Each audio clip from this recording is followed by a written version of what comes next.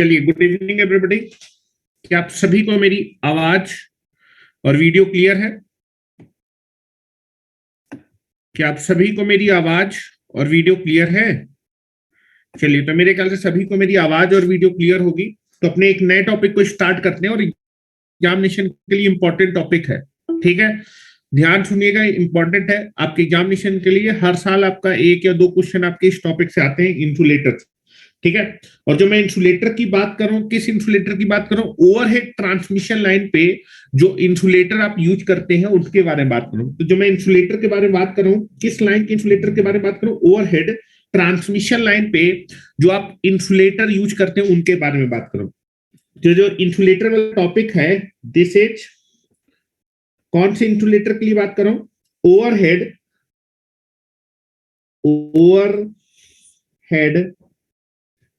Transmission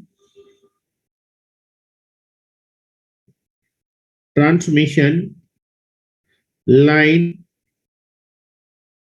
insulator के बारे में बात कर रहा हूं। ठीक है, ओवरहेड ट्रांसमिशन लाइन के इंसुलेटर के बारे में बात करूंगा। अब आप देखेंगे कि जनरली आपके पास क्या होता है कि जो ओवरहेड ट्रांसमिशन लाइन होती है, हम क्या करते हैं, उसके कंडक्टर को टावर की हेल्प से क्या करते हैं, सपोर्ट प्रोवाइड करते हैं। ठीक है, ओवरहेड ट्रांसमिशन लाइन जो होती है उसमें जो कंडक्टर आपका होता है, जो कंडक्टर होता है उसको हम टावर की हेल्प से, टावर बोलिए फिर पोल बोलिए, जनरली टावर बोला जाता है ट्रांसमिशन लाइन के लिए। ठीक है, डिस्ट्रीब्यूशन लाइन पे पोल बोला जाता है, लेकिन मैं दोनों वर्ड बोल देता हूं, most of the correct word है टावर। तो जो कंडक्टर होता है उसको हम क्या करते हैं, टावर या फिर पोल के थ्रू सपोर्ट प्रोवाइड करते हैं। और टावर और पोल के बीच में जब हम सपोर्ट प्रोवाइड करते हैं तो इस तरह से सपोर्ट प्रोवाइड करते हैं कि जो है करंट आपके कंडक्टर से टावर पे फ्लो ना कर पाए। ठीक है, करंट मेरा कंडक्टर से टावर पे ना फ्लो कर पाए, क्योंकि अगर मेरा करंट आपके कंडक्टर से टावर पे फ्लो करेगा तो टावर में भी अगर करंट होगा और अगर कोई भी आपका ह्यूमन बीइंग आपके टावर को टच कर देगा तो करंट आपके उस ह्यूमन बीइंग से पास कर जाएगा और आपका जो है आदमी के हजार्डनेस होने के चांसेस क्या होंगे, आपके काफी ज्यादा होंगे। तो जनरली हम क्या करते हैं, आपके कंडक्टर और टावर, कंडक्टर या फिर जो है, जो हम कंडक्टर जो आपका ओवरहेड ट्रांसमिशन लाइन का है उसको टावर में इस तरह से सपोर्ट प्रोवाइड करते हैं कि no current will be flowing through the support, आपके सपोर्ट से कोई भी करंट आपका कंडक्टर से ना फ्लो पाए। और इस चीज को अचीव किया जाता है कि कंडक्टर से टावर में कोई भी करंट आपका फ्लो ना कर पाए। This can be achieved with the help of insulator. Insulator की हेल्प से हम क्या करते हैं, आपके ओवरहेड ट्रांसमिशन लाइन के कंडक्टर को क्या करते हैं, सपोर्ट प्रोवाइड करते हैं। टावर की हेल्प से कंडक्टर को सपोर्ट प्रोवाइड करेंगे, इस तरह से सपोर्ट प्रोवाइड करते हैं कि कोई भी करंट आपके कंडक्टर से टावर में ना फ्लो कर पाए। ठीक है, अब जो हम जो है सपोर्ट जो आपका लगा रहे हैं, दैट इज टावर और आपके जो है कंडक्टर के बीच में कोई भी करंट ना फ्लो करने के लिए हम क्या यूज करते हैं, इंसुलेटर। इंसुलेटर जो होता है वो आपका इंसुलेशन प्रोवाइड करता है। इंसुलेटर जो होता है वो इंसुलेशन प्रोवाइड करता है किसके किसके बीच में, कंडक्टर और टावर के बीच में। ठीक है, कंडक्टर या फिर टावर बोलिए या फिर आप त्रासान बोल सकते हैं, या फिर जो टावर होता है वो अर्थ पे गड़ा होता है। तो आप जो टावर होगा वो अर्थ के पोटेंशियल पे होगा। तो अर्थ और कंडक्टर के बीच में भी आपका इंसुलेशन का काम क्या प्रोवाइड करता है, इंसुलेटर प्रोवाइड करता है। ठीक है, इस चीज को मैं एक बार समझाने की भी कोशिश करता हूं आपको। ठीक है, मैं एक डायग्राम बना रहा हूं, ठीक है, उस डायग्राम को थोड़ा सा समझने की कोशिश करिएगा। ठीक है, तो जनरली आप क्या करते हैं, जो ओवरहेड ट्रांसमिशन लाइन होती है, ठीक है, ओवरहेड ट्रांसमिशन लाइन में जो कंडक्टर होता है उसको हम सपोर्ट प्रोवाइड करते हैं टावर से, और इस तरह से सपोर्ट प्रोवाइड करते हैं कि आपका कोई भी करंट आपके कंडक्टर से टावर पे ना फ्लो कर पाए। ठीक है, और इस चीज को अचीव करते हैं हम इंसुलेटर की हेल्प से। और जो इंसुलेटर होता है वो इंसुलेशन प्रोवाइड करता है किसके किसके बीच में, टावर और कंडक्टर के बीच में। टावर और कंडक्टर बोलिए, फिर क्रॉस आर्म और कंडक्टर के बीच में, या फिर जनरली आप बोल सकते हैं, क्योंकि टावर में अर्थ पोटेंशियल पे होता है, अर्थ और कंडक्टर के बीच में। ठीक है, तो नाउ आपको मैं समझाने की कोशिश करता हूं। तो मैं यहां पर एक टावर बना रहा हूं, ठीक है, यहां पर मैं एक टावर बना रहा हूं, ध्यान से देखिएगा। There is a tower. Tower हमेशा अर्थ पे आपका सपोर्ट होता है। टावर टावर हमेशा अर्थ पोटेंशियल पे होता है, दिस इज द अर्थ।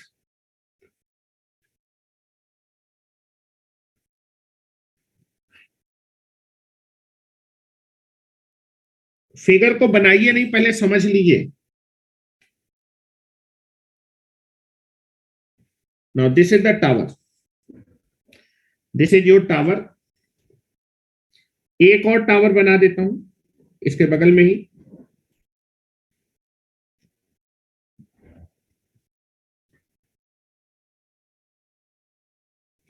ठीक है, चलिए। नाउ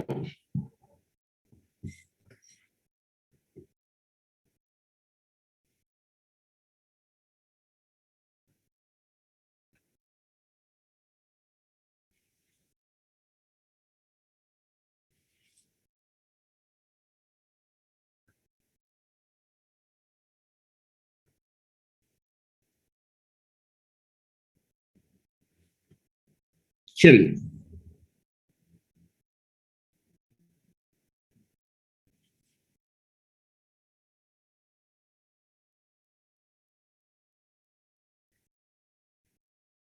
ठीक है। Now this is your tower, ठीक है।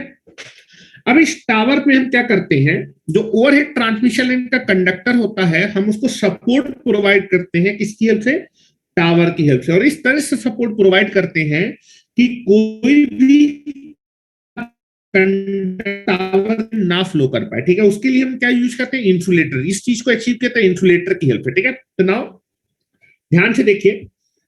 नाउ दिस इज, यहां पर इंसुलेटर में लगा रहा हूं, इंसुलेटर ब्लैक कलर से लगा रहा हूं। चलिए ब्राउन कलर से लगा देता हूं।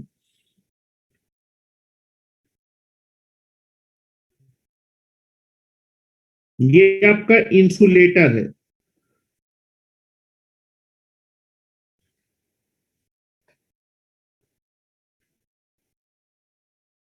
इंसुलेटर डिस्क है,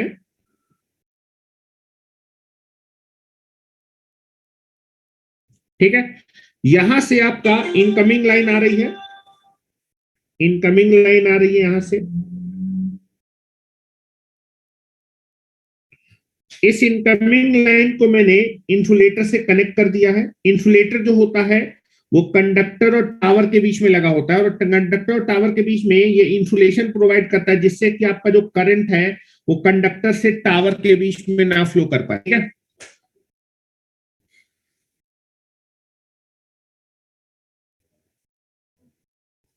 कितने केवी का टावर है सर जी? अरे केवी एवी नहीं, नॉर्मली बात करें भैया, हम लोग क्या बात करें, अभी तो मैं आपको बेसिक बता रहा हूं, ठीक है। नाउ दिस इज, यहां पर इंसुलेटर लगाया है, और फिर यहां से आपका आउटगोइंग फीडर है, ठीक है। This is outgoing feeder. फिर आपके पास दूसरा टावर है, वहां भी आप जो है टावर, इस कंडक्टर को डायरेक्ट टावर से नहीं कनेक्ट करेंगे, डायरेक्ट टावर से कनेक्ट करें तो करंट फ्लो कर जाएगा। तो कंडक्टर और टावर के बीच में हम जो है क्या करते हैं, करंट ना फ्लो कर पाए उसके लिए क्या लगाते हैं, इंसुलेटर लगाते हैं।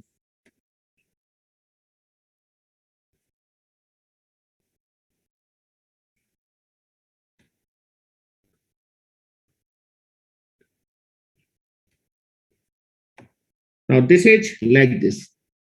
अब ये बताइए, यहां पर इनकमिंग लाइन है, यहाँ आउटगोइंग, बीच में इंसुलेटर लगा है, तो इनके बीच में डिस्कनेक्शन है।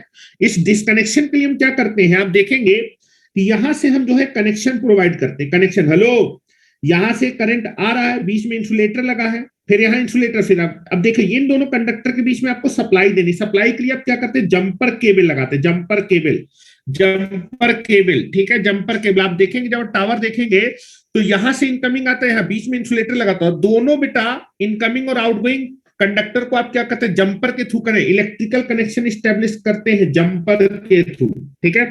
Now this is the jumper cable, this is your jumper cable,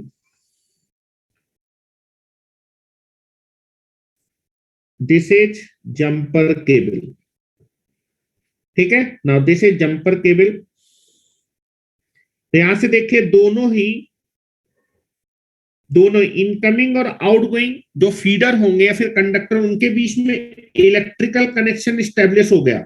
लेकिन आपने क्या किया, इसके इनकमिंग फीडर को आपने टावर के थ्रू सपोर्ट किया, लेकिन सपोर्ट इस तरह से दिया है कि कंडक्टर से टावर में करंट ना फ्लो कर पाए, ठीक है। उसके लिए आपने क्या लगाया, इंसुलेटर लगाया, दी जाता है इंसुलेटर, ठीक है। These are the insulator. यहां भी आप इनकमिंग और आउटगोइंग फीडर में इलेक्ट्रिकल कनेक्शन स्टेब्लिश करने के लिए जंपर केबल लगाएंगे, जंपर केबल,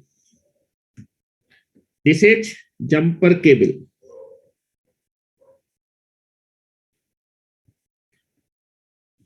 ठीक है, this is the jumper cable, this is jumper cable. ठीक है, तो ये आपका कंडक्टर है, हेलो, ये आपका कंडक्टर है, ये कंडक्टर है, ये कंडक्टर है, ये भी कंडक्टर है, ये भी आपका कंडक्टर, यहां भी। ठीक है, दिस इज कंडक्टर। यहां मैं इस जंपर केबल को थोड़ा पीछे लगा देता हूं।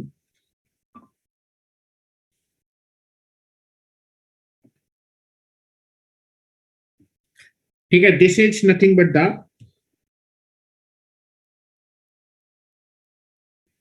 This is conductor. ठीक है, यहां पर ये लगाया है मैंने इंसुलेटर, ये इंसुलेटर है,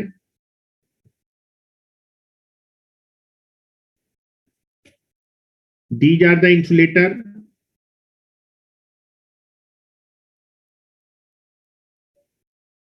और ये मैंने आपको लगाया jumper cable, jumper cable, this is the jumper cable.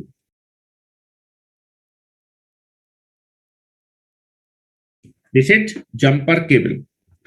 Strain type insulator, बिल्कुल ये स्ट्रेन टाइप इंसुलेटर है जो कि आपका रिवर क्रॉसिंग, रेलवे क्रॉसिंग या फिर शार्प एजेस पे लगाए जाते हैं। ठीक है, ये अब मैंने आपको एग्जांपल बताया, तो आप देखेंगे इंसुलेटर का क्या काम है। इंसुलेटर का मैं काम बता रहा हूं, जो आपके ओवरहेड ट्रांसमिशन लाइन होती है, ओवरहेड ट्रांसमिशन में जो कंडक्टर होता है उसको हम टावर के थ्रू क्या करते हैं, सपोर्ट प्रोवाइड करते हैं। टावर के थ्रू मैंने इसको सपोर्ट प्रोवाइड किया है, लेकिन सपोर्ट जो आप प्रोवाइड करेंगे वो इस तरह प्रोवाइड करेंगे कि करंट मेरा कंडक्टर से टावर में ना फ्लो कर पाए। इस चीज को हम कैसे अचीव करते हैं, इंसुलेटर की हेल्प से अचीव करते हैं। इंसुलेटर जो होता है वो आपका इंसुलेशन प्रोवाइड करता है कंडक्टर और टावर के बीच में। ठीक है, कंडक्टर और टावर के बीच में very very high resistance offer करेगा, जिससे कि आपका कोई भी फ्लो नहीं कर पाएगा। यदि बोला जाता है कंडक्टर और टावर के बीच में या फिर कंडक्टर और क्लास, एक और फिगर बनाने में भी आपको समझाने की कोशिश करता हूं कि आपका जो है, जो इंसुलेटर होता है वो कंडक्टर और टावर के बीच में इंसुलेशन प्रोवाइड करता है, या फिर आपका बोलते हैं क्रॉस आर्म और आपके कंडक्टर के बीच में। ठीक है, अभी फिगर नहीं बनाइएगा, अभी मैं एक और फिगर बना रहा हूं, ध्यान से देखिएगा। एक और फिगर, कई बार ऐसे भी होता है। Now this is the tower will be there, this is the tower, tower जो कि मेरा ग्राउंड पोटेंशियल पे होगा।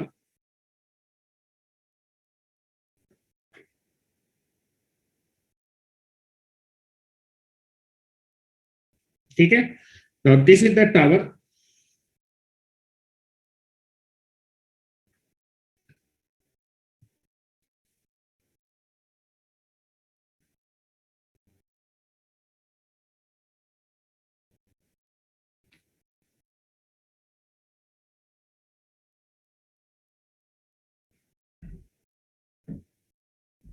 ठीक है। तो यहाँ पर क्रॉस आर्म लगी होती है, ध्यान से देखा होगा आपने, यहाँ पर क्रॉस आर्म लगी होती है, और यहाँ पर आपके पास डिस्क टाइप ऑफ इंसुलेटर या फिर सस्पेंशन टाइप ऑफ इंसुलेटर लगे होते हैं।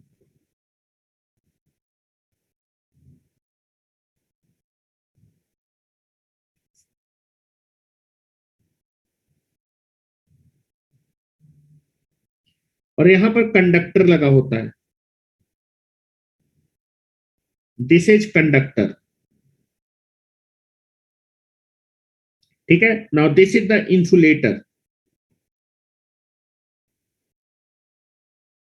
और now this is called the cross arm, this is called cross arm,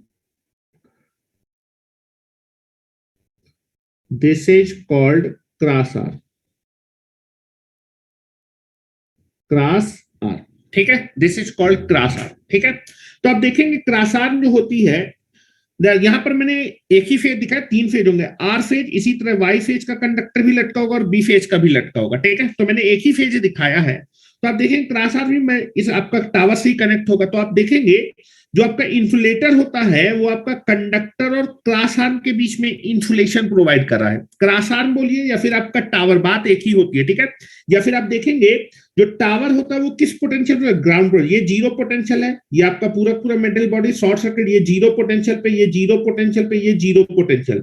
zero potential मतलब अर्थ। तो आपका जो है जो इंसुलेटर होगा वो कंडक्टर और अर्थ के बीच में क्या करता है, इंसुलेशन प्रोवाइड करता है कि आपका जो है ये लोअर पोटेंशियल है, ये हायर पोटेंशियल है, करंट आपका हायर से लोअर की तरफ फ्लो करता है, हायर से लोअर की तरफ। तो मेरा करंट आपके कंडक्टर से अर्थ की तरफ ना फ्लो कर पाए, इसलिए मैं आपका क्या यूज करता हूं, insulator. Insulator high resistance offer करेगा, जिसकी वजह से आपका कोई भी करंट, आपका very very small current, very very small current will be there, क्योंकि इनफाइनाइट तो हो नहीं सकता, very very small current will be there. तो आप देखेंगे आपका जो है very very high resistance offer करता है, जिसकी वजह से आपका अर्थ और आपके कंडक्टर के बीच में करंट नहीं फ्लो करता। आप बोल सकते हैं कि आपका जो है जो इंसुलेटर होता है, इंसुलेटर आपका कंडक्टर और टावर के बीच में, ये टावर है ये कंडक्टर, इसके बीच में इंसुलेशन प्रोवाइड करता है, या फिर कंडक्टर आपका इंसुलेटर कंडक्टर और क्रॉस आर्म के बीच में, या फिर क्रॉस आर्म टावर किस पोटेंशियल पे, ग्राउंड पोटेंशियल पे, दैट इज ये आपका जो है insulation provide, insulator insulation provide करे कंडक्टर और अर्थ के बीच में, ठीक है। अर्थ या फिर zero potential will be there. तो पहले तो डेफिनेशन लिख लीजिए, इन दोनों फिगर को बना लीजिए, उसके बाद मैं आपको डेफिनेशन लिखा देता हूं। ये आपका जो इंसुलेटर मैंने बनाया ये स्ट्रेन टाइप का इंसुलेटर है, जो कि हाई टेंशन प्रोवाइड करने के लिए यूज किया जाता है। ये डिस्क टाइप ऑफ इंसुलेटर है, ये डिस्क टाइप ऑफ इंसुलेटर है, this is the disc type या फिर सस्पेंशन टाइप ऑफ इंसुलेटर। कई टाइप के इंसुलेटर है, वी विल डिस्कस। फिगर बना लीजिए, उसके बाद मुझको बता दीजिए, फिर हम लोग स्टार्ट करते हैं टॉपिक को।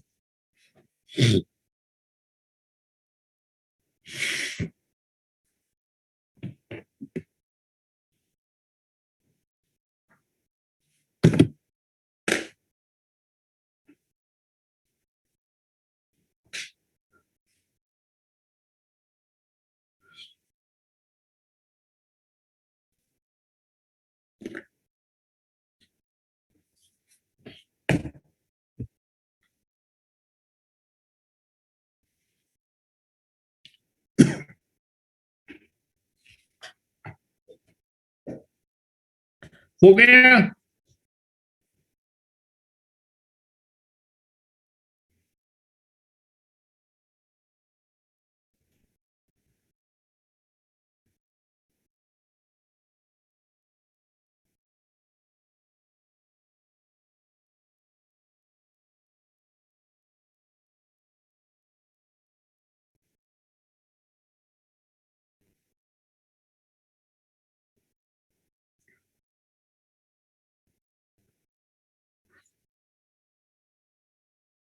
चलिए, मेरे ख्याल से हो गया होगा।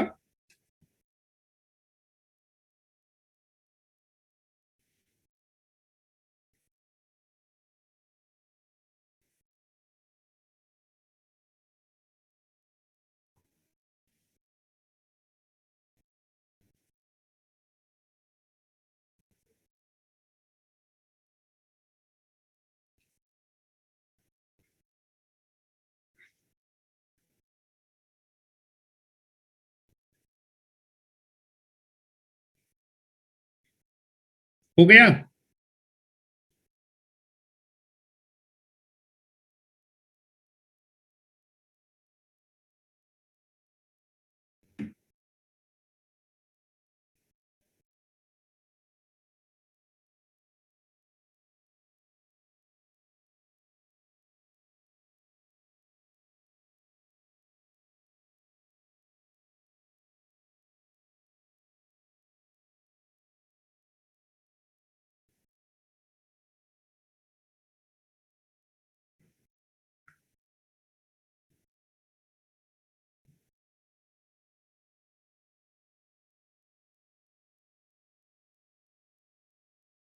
चलिए, मेरे ख्याल से हो गया होगा अभी तक।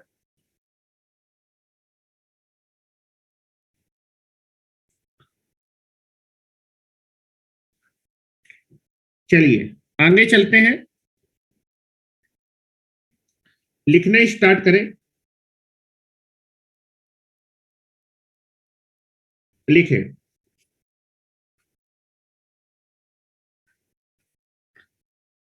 In the overhead transmission line, या फिर ये लिखो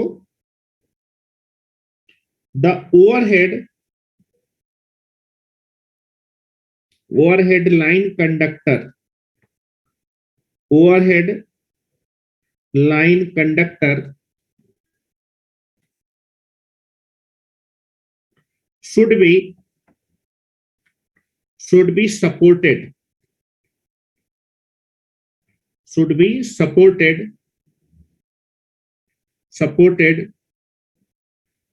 on the, जितनी भी ओवरहेड लाइन होती है, चाहे ट्रांसमिशन लाइन की बात करें चाहे डिस्ट्रीब्यूशन लाइन की बात करें, दोनों के लिए मैं बात कर रहा हूं, ठीक है। ओवरहेड लाइन की बात, ओवरहेड में ट्रांसमिशन लाइन भी आ रही, ट्रांसमिशन लाइन होगी तो टावर से सपोर्ट देंगे, डिस्ट्रीब्यूशन लाइन होगी तो पोल के थ्रू सपोर्ट देंगे। और जो आपका जो पोल या फिर टावर से आप कंडक्टर को सपोर्ट देंगे, उसको डायरेक्ट आप टावर या फिर कंडक्टर से कनेक्ट नहीं करते, किसके थ्रू कनेक्ट करते हैं आप, जो है दैट इज इंसुलेटर के थ्रू कनेक्ट करते हैं। The overhead line conductor should be supported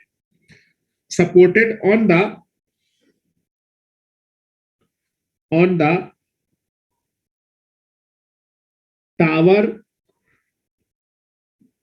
on the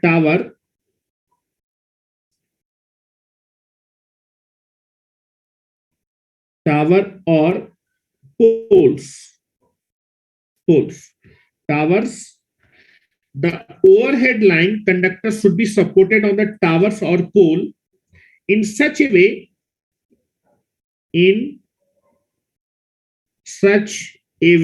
इस तरीके से, such a way that no current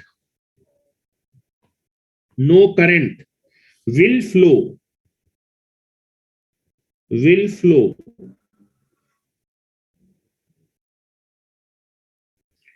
through the support,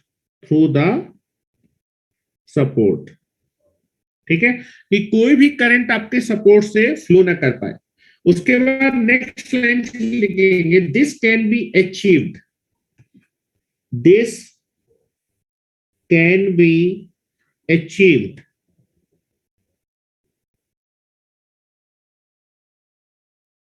this can be achieved by insulator, this can be achieved by insulator। ये किसके द्वारा achieve किया जाता है, insulator के द्वारा अचीव किया जाता है। अब इंसुलेटर क्या करता है, द insulator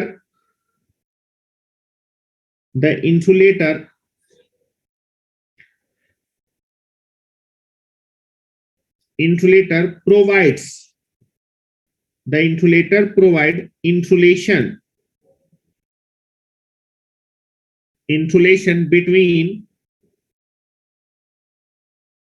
between conductor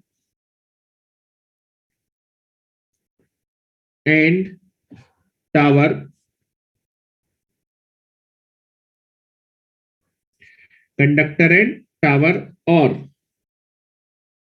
और टावर बोलिए, क्रॉस आर्म बोलिए या फिर अर्थ बोलिए, बात क्या है, सेम है। या फिर पोल बोलिए, tower, pole, cross arm, earth,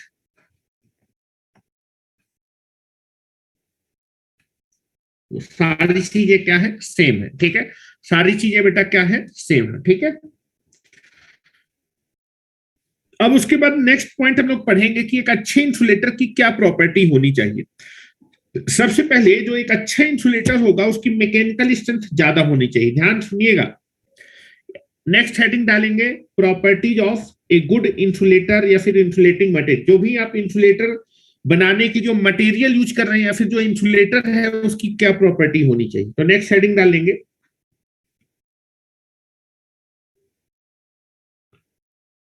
properties of good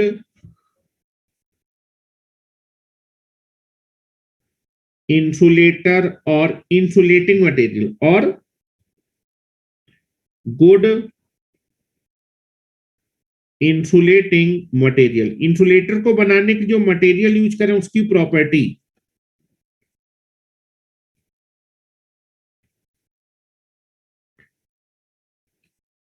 ठीक है, चलो पहली प्रॉपर्टी होनी चाहिए, जो एक अच्छा इंसुलेटर होना चाहिए, फिर जो एक अच्छे इंसुलेटर की जो है आपकी जो मैकेनिकल स्ट्रेंथ कैसी होनी चाहिए, ज्यादा होनी चाहिए, हाई मैकेनिकल स्ट्रेंथ होनी चाहिए। क्यों होनी चाहिए हाई मैकेनिकल स्ट्रेंथ? इसलिए होनी चाहिए कि जो आपका इंसुलेटर हो कंडक्टर के वेट को क्या कर सके, विद स्टैंड कर सके। या फिर आप देखेंगे विंड की वजह से कंडक्टर फोर्स लगेगा, तो फोर्स लगेगा, अगर फोर्स लगेगा तो आपका जो है दैट इज आपका जो इंसुलेटर है उसमें अगर वेट आपका विंड चलेगी तो बेटा फोर्स लगेगा, फोर्स लगेगा तो अगर कंडक्टर की मैकेनिकल स्ट्रेंथ, आपके इंसुलेटर की अगर मैकेनिकल स्ट्रेंथ कम होगी तो ब्रेक कर सकता है। तो दैट इज आपका विंड लोडिंग की वजह से भी आपका जो है जो लोडिंग लगती है उसकी वजह से आपका इंसुलेटर ब्रेक नहीं होने। दूसरा आप देखें जैसे आपका कौन कौन से इलाके होते हैं जहां पर बर्फबारी होती है, जैसे कश्मीर हो गया, मनाली हो गया, हिमाचल में वहां पर बर्फबारी होती है, कंडक्टर में बर्फ जमा हो जाती है तो वेट बढ़ जाता है, वेट बढ़ जाता है तो जो इंसुलेटर होगा उसमें मैकेनिकल फोर्स या फिर मैकेनिकल स्ट्रेंथ ज्यादा आएगा। तो इसकी जो मैकेनिकल स्ट्रेंथ होनी चाहिए वो ज्यादा होनी चाहिए। क्यों ज्यादा होनी चाहिए? In order to with stand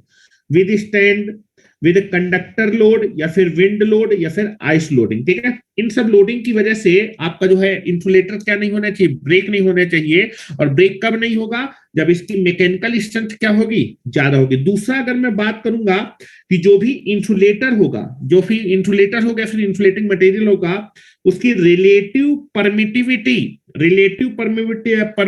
क्या होनी चाहिए, ज्यादा होनी चाहिए। क्योंकि आप देखेंगे ये कंडक्टर होगा, कंडक्टर से हम पावर को ट्रांसफर कर रहे हैं तो कोई ना कोई वोल्टेज होगा, जहां वोल्टेज होगा वहां पर इलेक्ट्रिक फील्ड डेवलप होती है। अगर इलेक्ट्रिक फील्ड डेवलप होगी तो इलेक्ट्रिक फील्ड अगर आपकी ज्यादा होगी तो इलेक्ट्रिक फील्ड स्ट्रेस भी ज्यादा होगा, इलेक्ट्रिक फील्ड स्ट्रेस ज्यादा होगा तो इसको ब्रेक नहीं होना चाहिए, डैमेज नहीं होना चाहिए। डैमेज कब नहीं होगा? जब इसकी विद स्टैंड कैपेसिटी क्या होगी, ज्यादा होगी, इलेक्ट्रिकल फील्ड के साथ खड़ी होने की क्षमता ज्यादा होगी। उसके लिए इसकी इलेक्ट्रिक दैट इज इसकी रिलेटिव परमिटिविटी कैसी होनी चाहिए, ज्यादा। अगर रिलेटिव परमिटिविटी ज्यादा होगी तो दैट इज जो इलेक्ट्रिकल स्ट्रेस डेवलप होगा उसको ये क्या कर पाएगा, झेल पाएगा। ठीक है, ज्यादा वोल्टेज के साथ ही क्या हो पाएगा, खड़ा हो पाएगा। तो दूसरी प्रॉपर्टी होनी चाहिए कि जो आपका एक अच्छा इंसुलेटर है फिर एक अच्छे इंसुलेटर मटेरियल की जो रिलेटिव परमिटिविटी होनी चाहिए वो ज्यादा होनी चाहिए, so that it can be with stand with high electrical stress.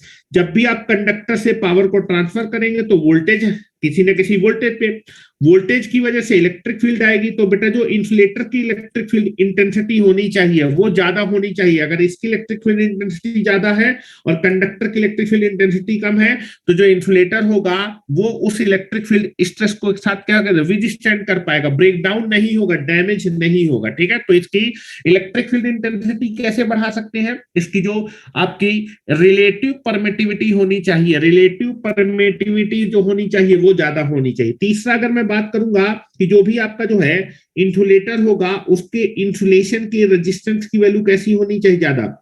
जो इंसुलेटर होगा अगर उसका इंसुलेशन रेजिस्टेंस ज्यादा होगा तो बेटा बहुत कम करंट पास करेगा, बहुत कम करंट क्या करने वाला है, पास है। अगर इंसुलेशन रेजिस्टेंस ज्यादा है तो आप बोल सकते हैं कंडक्टिविटी कम है, कंडक्टिविटी कम है तो very very small leakage current is passing through the insulator. और यहां से अगर बहुत कम करंट पास करेगा तो टावर से ही बहुत कम करंट पास करेगा। ठीक है, लगभग निग्लेक्टेड करंट होता है। तो तीसरी प्रॉपर्टी होनी चाहिए कि जो भी आपका जो है इंसुलेटर होना चाहिए, फिर जो एक इंसुलेटिंग अच्छे इंसुलेटिंग मटेरियल की प्रॉपर्टी होनी चाहिए कि उसको हाई इंसुलेशन रेजिस्टेंस ऑफर करना चाहिए। अगर हाई इंसुलेशन रेजिस्टेंस होगा तो उसकी जो है इलेक्ट्रिकल कंडक्टिविटी कम होगी तो लीकेज करंट क्या होगा, कम होगा। तीसरा मैं बात करूंगा जो भी इंसुलेटर आप यूज करेंगे फिर इंसुलेटिंग मटेरियल यूज करेंगे उसकी डाई इलेक्ट्रिक स्ट्रेंथ कैसी होनी चाहिए, ज्यादा। डाई इलेक्ट्रिक स्ट्रेंथ ज्यादा, जितनी ज्यादा डाई इलेक्ट्रिक स्ट्रेंथ ज्यादा होगी उतना ही कम थिकनेस का इंसुलेटर आपको क्या करना पड़ेगा, उसकी थिकनेस उतनी ही क्या हो जाएगी, कम। आप देखेंगे जो भी आपका इंसुलेटर होगा एक अच्छा इंसुलेटर की डाइलेक्ट्रिक स्ट्रेंथ ज्यादा होनी चाहिए, मतलब ज्यादा वोल्टेज तक वो क्या करना चाहिए, ब्रेक डाउन नहीं हो। जितना ज्यादा उसकी डाइलेक्ट्रिक स्ट्रेंथ होगी उतना ही कम थिकनेस का आपको क्या लगाना पड़ेगा, इंसुलेशन लगाना पड़ेगा। क्योंकि अगर डाइलेक्ट्रिक स्ट्रेंथ कम होगी, मान लो 11 केवीए का है, डाइलेक्ट्रिक स्ट्रेंथ कम है तो आपको ज्यादा थिकनेस का 11 केवीए सर्विस ज्यादा मोटा आपको इंसुलेशन डिजाइन करना पड़ेगा। लेकिन अगर आपका जो इंसुलेटिंग मटेरियल उसकी डाइलेक्ट्रिक ज्यादा है, ठीक है, तो आपको कम थिकनेस का ही इंसुलेशन क्या करना पड़ेगा, डिजाइन करना पड़ेगा किसी भी एक ऑपरेटिंग वोल्टेज के लिए, ठीक है। तीसरा अगर मैं बात करूंगा कि आपका जो है टेम्परेचर का वेरिएशन ज्यादा नहीं हो जाए। अगर टेम्परेचर चेंज हो रहा है, जैसे सर्दी है या फिर गर्मी है, अगर आपके एटमॉस्फेयर में टेम्परेचर चेंज हो रहा है तो आपके इंसुलेटर मटेरियल की जो प्रॉपर्टी में जो है कोई भी चेंज नहीं आना चाहिए। मतलब आपका लो टेम्परेचर वेरिएशन होना चाहिए, ठीक है। जो भी आपका इंसुलेटिंग मटेरियल यूज करेंगे उसमें टेम्परेचर को कोई इफेक्ट नहीं आना चाहिए कि एक्सपेंड कर जाए या फिर कंप्रेस कर जाए। उसकी जो इलेक्ट्रिकल प्रॉपर्टी है वो कैसी होनी चाहिए, सेम होनी है, डाइलेक्ट्रिक चेंज नहीं होनी चाहिए। दूसरा नॉन पोरस होना चाहिए। मतलब नॉन पोरस, पोरस मतलब होता है जो नमी को सोख ले, ठीक है। नॉन पोरस का मतलब कि नमी को नहीं सोखना चाहिए। अगर आपका इंसुलेटिंग मटेरियल, आपका ऐसे जो इंसुलेटर होगा वो नमी को सोख लेगा तो उसकी डाइलेक्ट्रिक स्ट्रेंथ क्या हो जाएगी, कम हो जाएगी। डाइलेक्ट्रिक स्ट्रेंथ कम हो जाएगी, उसके डैमेज होने का क्या खतरा क्या हो जाएगा, बढ़ जाएगा, ठीक है। उसकी इलेक्ट्रिकल फील्ड को झेलने की जो क्षमता है वो कम हो जाएगी, ठीक है। और अगर इलेक्ट्रिक फील्ड को झेलने की क्षमता कम हो जाएगी तो उसमें क्या हो सकता है, ब्रेकडाउन विल बी देयर या फिर वो डैमेज हो सकता है। तीसरा, लाइट वेट होना चाहिए, वेट ज्यादा नहीं होना चाहिए इंसुलेटिंग मटेरियल का, या फिर जो भी इंसुलेटर उसका वेट क्या नहीं होना चाहिए, ज्यादा नहीं होना चाहिए। तीसरा अगर मैं बात करूंगा कि एटमॉस्फेयर का कोई ज्यादा फर्क जो है, एटमॉस्फेरिक कंडीशन का कोई ज्यादा इफेक्ट नहीं होना चाहिए। That is should be free from the atmospheric condition. मतलब जैसे बरसात हो गई या फिर आपके पास आंधी आ गई, तूफान आ गई, इनसे उसमें कोई भी ज्यादा इफेक्ट नहीं आना चाहिए। तीसरा, safety factor, high safety factor होना चाहिए। हाई सेफ्टी फैक्टर का फार्मूला होता है puncture voltage divided bye flash over voltage. तो पंचर वोल्टेज क्या होता है, जब इंसुलेटिंग मटेरियल की बॉडी से करंट पास कर जाएगा तो उसको बोलते हैं पंचर वोल्टेज। नाम ही से क्लियर है, पंचर मतलब आपका जो है इंसुलेशन क्या हो जाएगा, खराब। अगर इंसुलेटर की बॉडी से करंट फ्लो कर गया, मतलब इंसुलेटर जो है आपके करंट को रोक नहीं पा रहा है, मतलब वो डैमेज हो गया, ठीक है। फ्लैश वर्क क्या होता है, फ्लैश वर्क क्या होता है, आपके इंसुलेटिंग मटेरियल के चारों तरफ क्या होती है, एयर होती है, सराउंडिंग एयर होती है। तो जब आपका करंट आपके इस एयर के थ्रू क्या कर जाए, पास कर जाए, ठीक है। एयर के थ्रू पास कब करेगा, जब एयर आयनाइज्ड हो जाएगी। बारिश के समय में आप देखेंगे, बारिश के समय पे जो एयर होती है, सराउंडिंग एयर होती है, इंसुलेटर की सराउंडिंग एयर क्या होती है, नमी आ जाती है, नम हो जाती है। नम होने की वजह से एयर की डाइलेक्ट्रिक स्ट्रेंथ कम हो जाती है।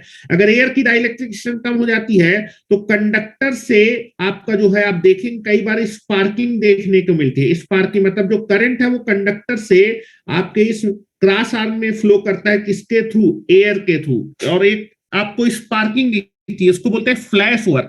फ्लैश ओवर होता है कि आपके इंसुलेटर की सराउंडिंग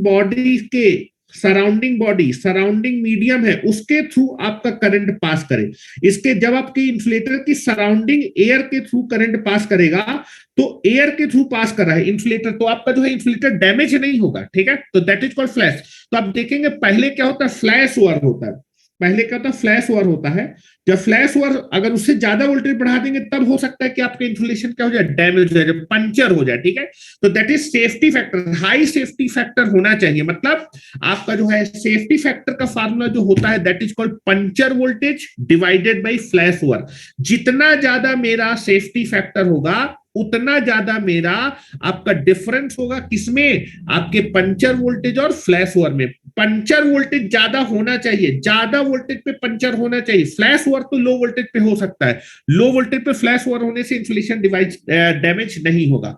तो that difference is very very high. तो अगर आपका पंचर वोल्टेज ज्यादा होगा, फ्लैश ओवर वोल्टेज कम होगा, तो दैट सेफ्टी फैक्टर आपका क्या होगा, ज्यादा होगा। ये सब प्रॉपर्टी होनी चाहिए एक अच्छे इंसुलेटर में, ठीक है। पंचर वोल्टेज और फ्लैश ओवर में आपको आगे पढ़ाऊंगा भी, ठीक है, जब मैं आपको पिन इंसुलेटर पढ़ाऊंगा, ठीक है। तो यहां पर लिखिए बेटा, जरा प्रॉपर्टी लिखिए, that is properties of good insulator और गुड इंसुलेटिंग मटेरियल की प्रॉपर्टी लिखना स्टार्ट करें। चलिए पहली प्रॉपर्टी लिखे, फर्स्ट प्रॉपर्टी लिखिए, दैट इज एक अच्छे इंसुलेटर या फिर इंसुलेटिंग मटेरियल प्रॉपर्टी होनी चाहिए high mechanical strength, high mechanical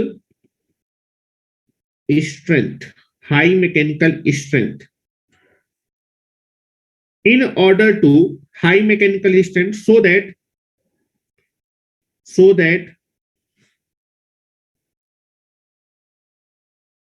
insulator high mechanical strength, so that the insulator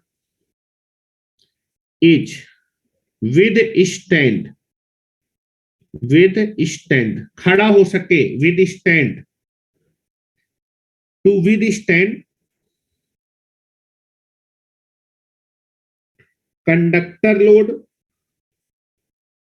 conductor का लोड या फिर दैट इज कंडक्टर के वेट के साथ विदस्टैंड कर सके, कॉमा विंड लोडिंग की वजह से जो फोर्स आता है wind loading and ice loading. ठीक है, पहला चीज क्लियर होनी चाहिए कि जो भी आप इंसुलेटर यूज करेंगे उसकी मैकेनिकल स्ट्रेंथ ज्यादा होनी चाहिए, so that insulator is withstand with conductor weight, wind loading and ice loading. दूसरा लिखे, नेक्स्ट क्या प्रॉपर्टी होनी चाहिए? नेक्स्ट प्रॉपर्टी होनी चाहिए कि high relative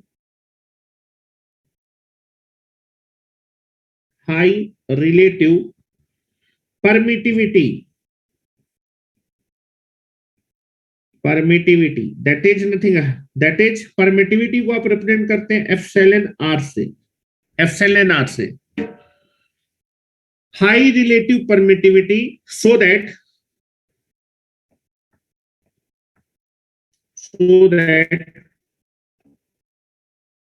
insulator can be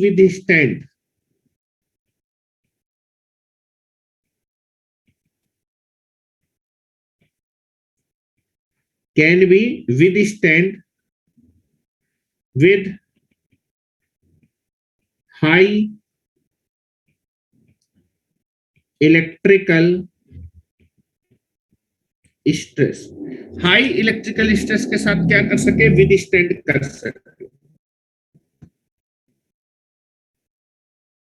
ठीक है, रिलेटिव परमिटिविटी क्या होनी चाहिए? ज्यादा होनी चाहिए इंसुलेटर या फिर इंसुलेटर मटेरियल। दूसरा, आपका इंसुलेशन रेजिस्टेंस कैसा होना चाहिए? ज्यादा होना चाहिए, हाई इंसुलेशन रेजिस्टेंस, और दैट इज ये किसमें होता है? मेगा ओम्स में होता है बेटा, मेगा ओम्स में।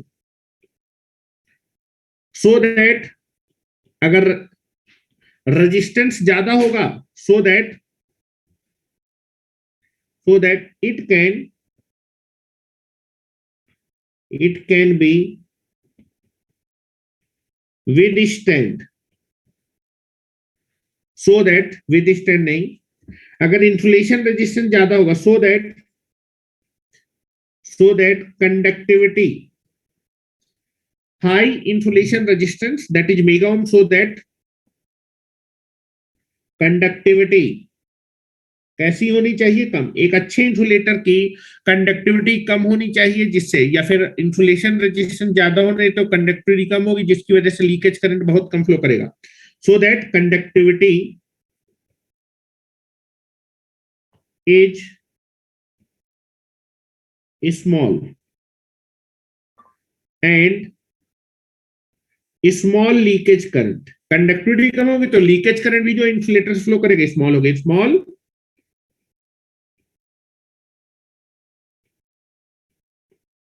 Leakage current. ठीक है, चौथी जो एक प्रॉपर्टी होनी चाहिए एक अच्छे इंसुलेटर में कि उसकी डाई इलेक्ट्रिक स्ट्रेंथ ज्यादा होनी चाहिए, high dielectric strength, high dielectric strength. जितनी ज्यादा डाई इलेक्ट्रिक स्ट्रेंथ ज्यादा होगी उतना ही कम मोटाई का इंसुलेशन आपको क्या करना पड़ेगा? डिजाइन करना पड़ेगा। फार्मूला होता है थिकनेस ऑफ द इंसुलेशन जो होता है that is operating voltage divided by dielectric strength. जितनी ज्यादा डाई इलेक्ट्रिक स्ट्रेंथ होगी उतना पतला इंसुलेशन आप क्या करेंगे? यूज करेंगे। अगर आपकी डाई इलेक्ट्रिक स्ट्रेंथ कम होगी तो आपको मोटा इंसुलेशन क्या करना पड़ेगा? डिजाइन करना पड़ेगा। ठीक है, तो यहां मैं एक एग्जाम्पल की हेल्प से आपको बता भी देता हूं। फार्मूला होता है that is the thickness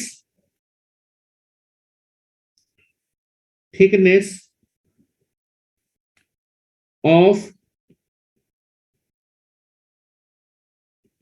insulation material. Insulation material का कितना थिकनेस आपको लगाना पड़ेगा, उसका फार्मूला होता है operating voltage divided by dielectric strength. अगर आपके मटेरियल की डाई इलेक्ट्रिक स्ट्रेंथ आपकी ज्यादा है तो आपको कम थिकनेस का इंसुलेशन क्या करना पड़ेगा, इंसुलेशन डिजाइन करना पड़ेगा, थिकनेस कम हो जाएगी। और अगर आपका जो है डाई इलेक्ट्रिक स्ट्रेंथ मटेरियल की कम है तो इंसुलेशन की थिकनेस क्या हो जाएगी, बढ़ जाएगी। ठीक है, तो यहां पर हम लोग देख लेते हैं।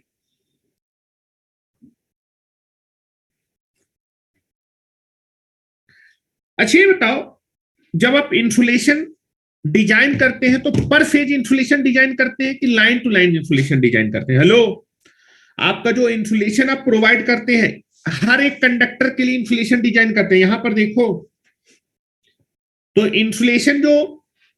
इंसुलेशन के क्रॉस जो वोल्टेज आता है वो फेज वोल्टेज आता है। देखो मैं बताने की कोशिश करता हूं। यहां पर आप देखिए टावर है, ये आपका आर फेज हो गया ना, ये टावर है या फिर क्रॉस आर मान लीजिए ना, दिस इज क्रॉस आर। यहां पर मैंने कंडक्टर लगाया आर फेज का, ये वाई फेज का और ये बी फेज का। ठीक है, ये मेरा कंडक्टर है, ये मेरा अर्थ है। हेलो, ये अर्थ है, दिस इज अर्थ। यहां से मेरा कंडक्टर जा रहा है, ये कंडक्टर जा रहा है, तो आप देखेंगे कंडक्टर में आर फेज का वोल्टेज होगा, वाई फेज का वोल्टेज होगा and this is B phase का वोल्टेज होगा। तो इंसुलेशन जो भी इंसुलेटर के क्रॉस वोल्टेज आएगा, हेलो आर फेज, ये 0 वोल्ट है, ये 0 वोल्ट है, ये 0 वोल्ट है, ये 0 वोल्ट है, तो that is nothing but insulator के क्रॉस जो वोल्टेज आएगा दैट इज आपका फेज वोल्टेज। हेलो, ये फेज है और ये ग्राउंड है। फेज और ground, neutral generally ground potential होता है, फेज और न्यूट्रल के बीच जो पोटेंशियल होता है वो कौन सा वोल्टेज होता है, फेज वोल्टेज होता है, ना कि लाइन वोल्टेज होता है। ये चीज ध्यान रखिएगा हमेशा। इंसुलेशन जो भी आप डिजाइन करते हैं इंसुलेशन के क्रॉस हमेशा कौन सा वोल्टेज आता है, फेज वोल्टेज। ये आपका फेज है और ये ग्राउंड है, ग्राउंड मतलब न्यूट्रल मान सकते हैं। तो फेज और न्यूट्रल के बीच का जो पोटेंशियल होता है उसको फेज वोल्टेज, तो फेज वोल्टेज हमेशा इंसुलेशन के क्रॉस अपीयर होता है। आपको हमेशा जो वोल्टेज दिया होता है वो कौन सा वोल्टेज होता है, आरएमएस वोल्टेज। दैट इज हमेशा कौन सा वोल्टेज दिया होता है, three phase system. Hello, three phase system में लाइन टू लाइन वोल्टेज दिया होता है, लेकिन आपके इंसुलेशन के क्रॉस जो आप इंसुलेशन बनाते हैं फिर इंसुलेशन जो डिजाइन करते हैं उसके क्रॉस हमेशा फेज वोल्टेज आता है। तो लाइन वोल्टेज दिया होता है, फेज वोल्टेज कैलकुलेट करेंगे। फेज वोल्टेज कैसे कैलकुलेट करेंगे, √3 से क्या कर देंगे, डिवाइड कर देंगे। ये चीज हमेशा ध्यान रखिएगा, ये चीज आपको हमेशा ध्यान रखनी है।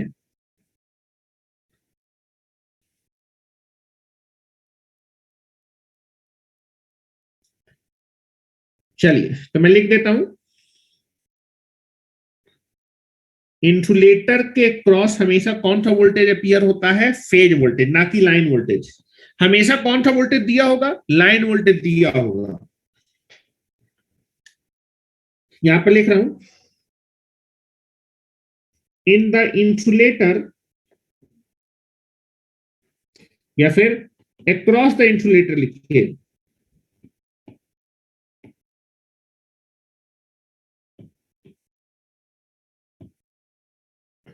across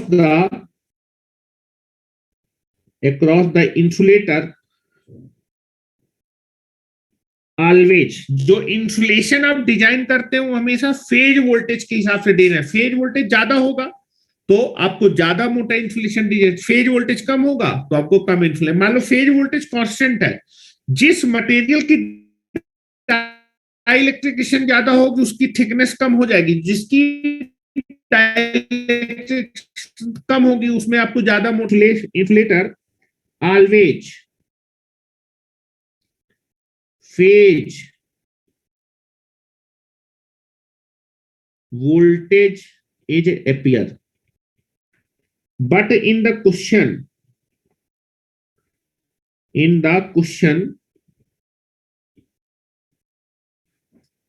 but in the question line voltage is given.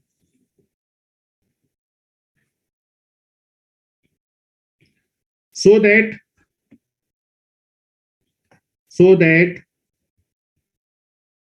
phase voltage is given as line voltage divided by √3. हमेशा फेज वोल्टेज आप कैलकुलेट करेंगे और फिर इंसुलेशन क्या करेंगे, हर फेज के लिए डिजाइन करेंगे. पर फेज डिफाइन किया जाता है इंसुलेशन. इंसुलेशन जो आप डिजाइन करते हैं पर फेज.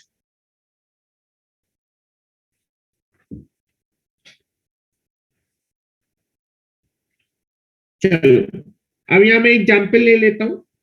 अगर आपकी डाइलेक्ट्रिक रेजिस्टेंस ज्यादा होगी, इंसुलेशन मटेरियल जो यूज करना उसकी डाइलेक्ट्रिक रेजिस्टेंस ज्यादा होगी तो आपको कम थिकनेस का इंसुलेशन डिजाइन करना पड़ेगा. अगर डाइलेक्ट्रिक रेजिस्टेंस कम होगी तो ज्यादा थिकनेस का इंसुलेशन आप क्या करेंगे, डिजाइन करेंगे. ठीक है, ध्यान सुनिएगा. एग्जाम्पल ले रहा हूं.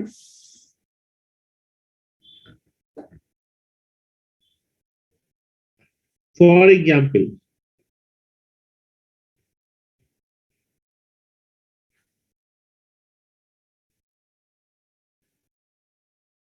चलिए ऑपरेटिंग वोल्टेज जो है 3 फेज लाइन में लाइन वोल्टेज दिया होगा, लेकिन जब आप इंसुलेशन डिजाइन करते हो तो पर फेज आपको फेज वोल्टेज चाहिए. ठीक है, तो ऑपरेटिंग वोल्टेज 400 केवी की लाइन है. 400 मान लो 400 केवी की लाइन है. 400 केवी की लाइन पे आपको जो इंसुलेशन डिजाइन कर उसकी थिकनेस, डाइलेक्ट्रिक मालूम है, थिकनेस निकालनी है.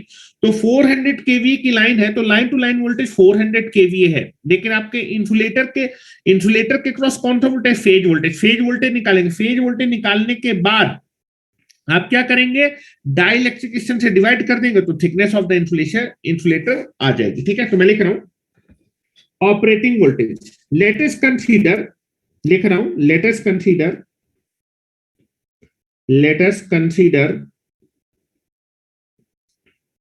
400 केवी लाइन. नाउ ये कौन सा वोल्टेज है, ये आपका 400 केवी की लाइन जो होगी वो लाइन टू लाइन वोल्टेज दिया होगा. लेकिन जब आप इंसुलेशन डिजाइन करते हैं वो कौन सा वोल्टेज है, फेज वोल्टेज. ठीक है, ऑपरेटिंग, ये operating line to line voltage है. Line to line operating phase voltage निकालेंगे. ऑपरेटिंग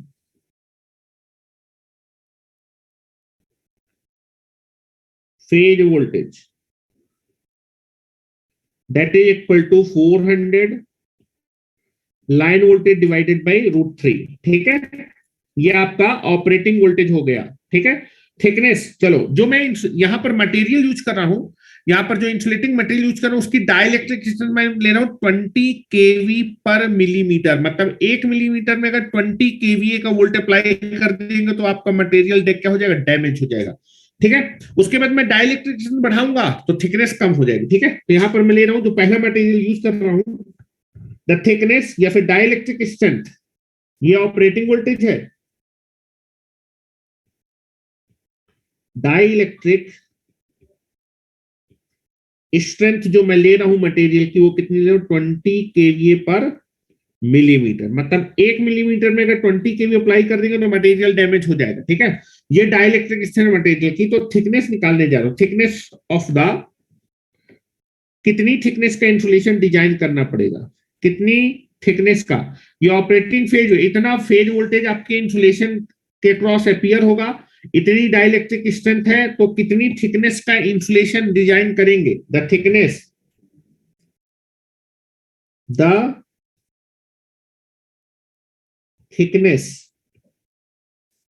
ऑफ इंसुलेटिंग मटेरियल, कितनी थिकनेस का.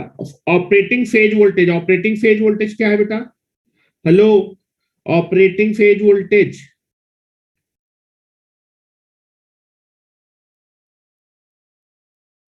Divided by dielectric strength. और जब आप इसको सॉल्व करेंगे तो आ जाएगा 11.54 मिलीमीटर की थिकनेस का इंसुलेशन डिजाइन करना पड़ेगा. This is the thickness.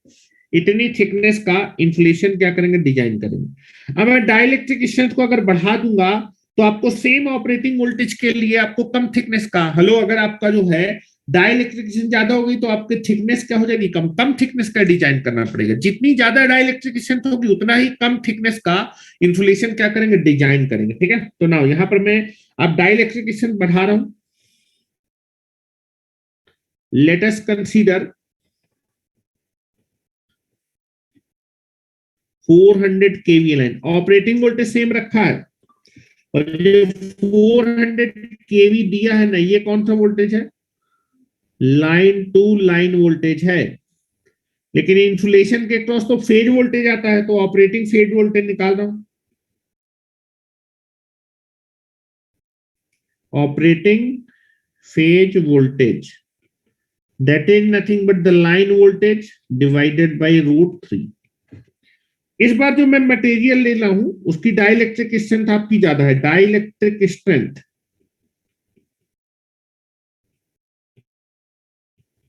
ले रहा हूं 40 केवी, 40 केवी पर मिलीमीटर। ठीक है, डाइलेक्ट्रिक स्ट्रेंथ मतलब इलेक्ट्रिक फील्ड है। लो, इलेक्ट्रिक फील्ड की, इलेक्ट्रिक फील्ड ही है ये। Dielectric electric field, electric field की यूनिट क्या होती है, voltage per length. Voltage per length, hello, V/L होती है। V/L is equal to electric, dielectric field, electric strength का मतलब इलेक्ट्रिक फील्ड से कितनी इलेक्ट्रिक फील्ड को झेल सकता है। अगर 1 मिलीमीटर में आप 40 किलोवोल्ट का वोल्ट अप्लाई कर देंगे तो आपका जो है क्या हो जाएगा, डैमेज हो जाएगा। मतलब 1 मिलीमीटर में अगर 40 वोल्ट का वोल्ट अप्लाई कर, 40 किलोवोल्ट का वोल्ट, तो जितनी इलेक्ट्रिक फील्ड डेवलप होगी उस इलेक्ट्रिक फील्ड में क्या हो जाएगा, डैमेज हो जाएगा। ये इसकी मैक्सिमम स्ट्रेंथ है, जितनी स्ट्रेंथ पे ये क्या कर सकता है, वर्क कर सकता है। ठीक है, थिकनेस अगर मैं 40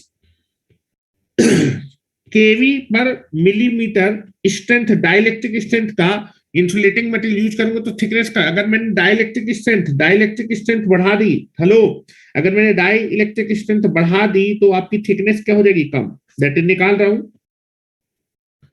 the thickness of insulating material, that is equal to operating phase voltage divided by dielectric strength। केवी से केवी कट जाएगा, मिलीमीटर में आएगा। जब आप इसको निकालेंगे तो ये आपके पास आने वाला है, दिस इज 5.77 मिलीमीटर। ठीक है, सेम ऑपरेटिंग वोल्टेज के लिए, सेम ऑपरेटिंग वोल्टेज के लिए अगर डाइलेक्ट्रिक स्ट्रेंथ कम होगी तो थिकनेस ज्यादा होगी, और डाइलेक्ट्रिक स्ट्रेंथ अगर ज्यादा होगी तो थिकनेस क्या हो जाएगी, कम हो जाएगी। कम थिकनेस का ही इंसुलेशन क्या करेंगे, डिजाइन करेंगे।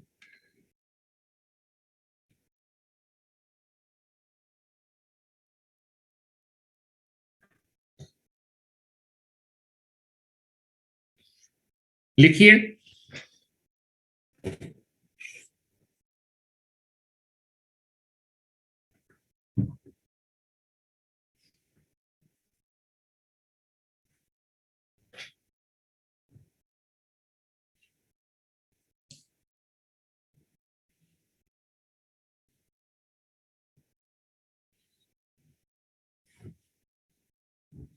नेक्स्ट बात करते हैं कि लो टेम्परेचर वेरिएशन में टेम्परेचर को कोई इफेक्ट नहीं होना चाहिए, ठंडी गर्मी होने से कोई चेंज नहीं आना चाहिए उसकी प्रॉपर्टी में। एक अच्छे इंसुलेटिंग मटेरियल की प्रॉपर्टी में कोई भी अंतर नहीं आना चाहिए।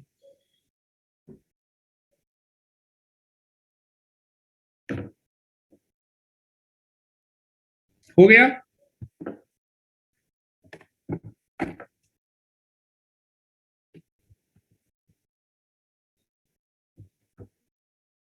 हो गया।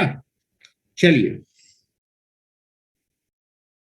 नेक्स्ट लिखिए। मेरे ख्याल से कितने, 4 पॉइंट हो गए, तो पांचवा पॉइंट लिखिए, fifth, low temperature variation. Low temperature variation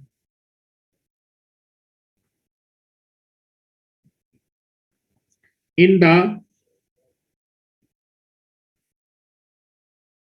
in the insulating material में टेम्परेचर का कोई भी जो इफेक्ट होना चाहिए वो बहुत कम होना चाहिए। Low temperature variation in the insulating material में अगर मैं इंसुलेटिंग मटेरियल को टेम्परेचर को चेंज करूं, ठंडा करूं, बाहर गर्म करूं, ठीक है, उससे आपके इंसुलेटिंग मटेरियल की प्रॉपर्टी में ज्यादा चेंज नहीं आना चाहिए। Low temperature variation in the insulating material और इंसुलेटर।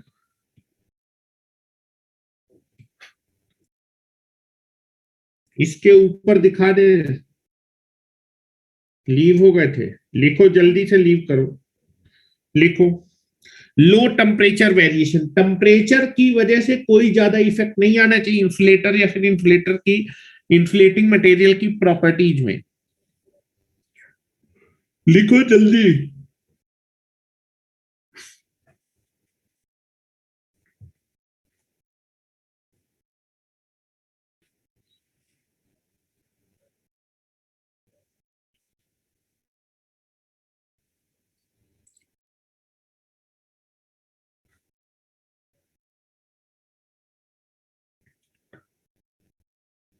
हो गया? चलो नेक्स्ट लिखे, जो भी इंसुलेटिंग मटेरियल होना चाहिए, फिर जो इंसुलेटर होना चाहिए, नॉन पोरस होना चाहिए, मतलब मॉइस्चर को एब्जॉर्ब नहीं करना चाहिए, नमी को एब्जॉर्ब नहीं कर, पानी को सोखने वाला।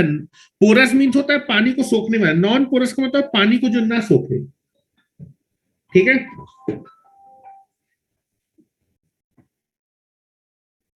छठवां लिखिए, एक अच्छा इंसुलेटर या फिर एक अच्छे इंसुलेटिंग मटेरियल की प्रॉपर्टी होती है वो नॉन पोरस होता है, नॉन पोरस, नॉन पोरस। ठीक है, सातवां लिखिए, वेट कैसा होना है, हल्का होना चाहिए, लाइट इन वेट होना चाहिए, लाइट इन वेट, वेट में हल्का होना चाहिए। नेक्स्ट अगर बात करें कि उसकी कॉस्ट कैसी होनी चाहिए, कम कॉस्टली होना चाहिए, should have low cost, should have low cost. नौवां अगर बात किया जाए तो एटमॉस्फेरिक कंडीशन से कैसा होना चाहिए, फ्री होना चाहिए, मतलब एटमॉस्फेरिक कंडीशन जैसे पानी हो गया, बरसात हो गई, ठीक है, कोई भी कंडीशन हो जाए उससे कोई ज्यादा इफेक्ट नहीं पड़ना चाहिए। ठीक है, should be free from atmospheric condition,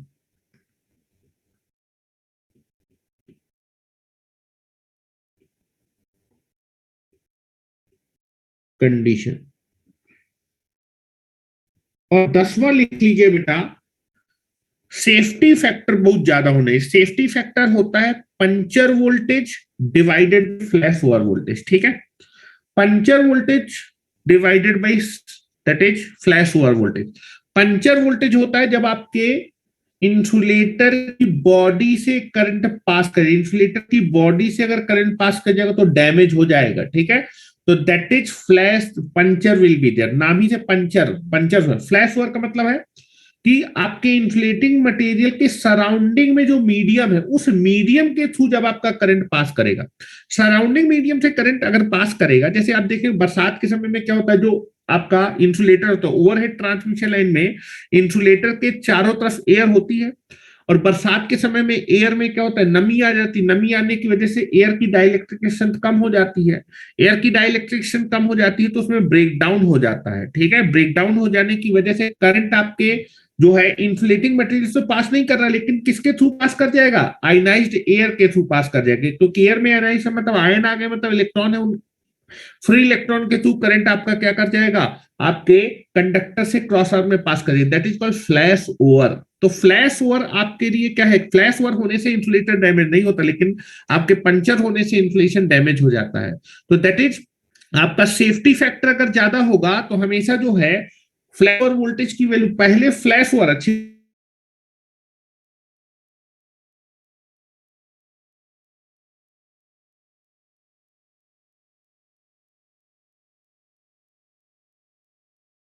flash over होना चाहिए होने से आपका इन्फ्लेशन डैमेज नहीं होगा, इन्फ्लेटर डैमेज नहीं होगा, लेकिन पंचर होने से इन्फ्लेशन डैमेज। तो पंचर ज्यादा वोल्टेज पे होना चाहिए, फ्लैश ओवर कम वोल्टेज पे। फ्लैश ओवर होने से डैमेज नहीं होगा, लेकिन अगर वोल्टेज और भी बढ़ाते जाएंगे, पहले फ्लैश ओवर होता है, वोल्टेज और भी बढ़ाते चले जाओगे तो फिर आपका इंसुलेटर क्या हो जाएगा, पंचर हो जाएगा। ठीक है, तो हमेशा जो आपका पंचर वोल्टेज होना चाहिए वो ज्यादा होना चाहिए फ्लैश ओवर, और इनके बीच में डिफरेंस, फ्लैश ओवर कम वोल्टेज पे और बहुत ज्यादा वोल्टेज पे पंचर। तो बेटा पंचर वोल्टेज अगर ज्यादा है फ्लैश ओवर से तो that is nothing but the safety factor कैसा होना चाहिए, हाई होना चाहिए। ठीक है, तो एक और कंडीशन, इस चीज को मैं आगे पढ़ाऊंगा, अभी आप ऐसे नॉर्मली लिख लीजिए, क्योंकि आपको जब मैं पिन इंसुलेटर पढ़ाऊंगा तो उसमें पंचर और आपका safety that is flash over voltage दोनों डिफाइन करूंगा। ठीक है, that is high safety factor. पहले मैं लिख रहा हूं safety factor. Hello, safety factor का फार्मूला क्या होता है, safety safety factor is equal to होता है puncture voltage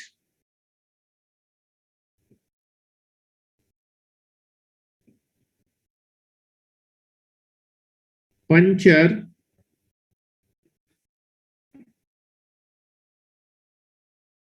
puncture voltage puncture voltage बोलिए, फिर पंचर स्ट्रेंथ भी बोलते हैं, puncture strength.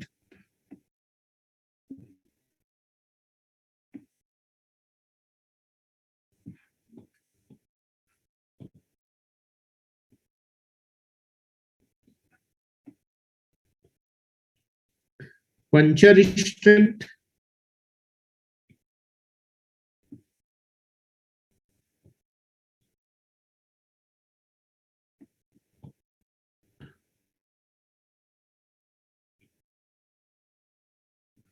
To the flash voltage, flash over voltage.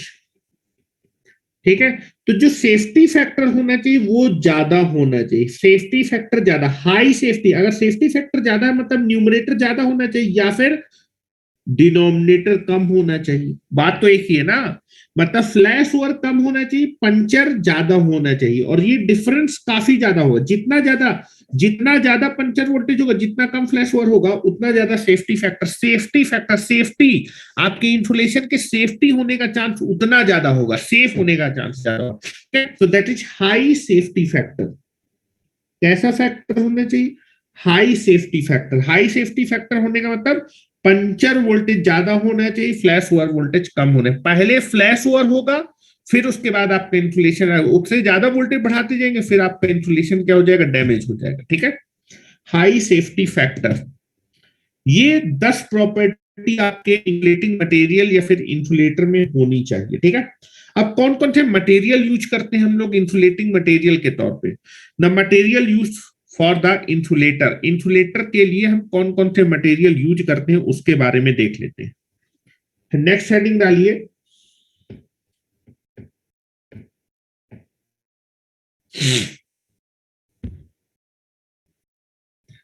Material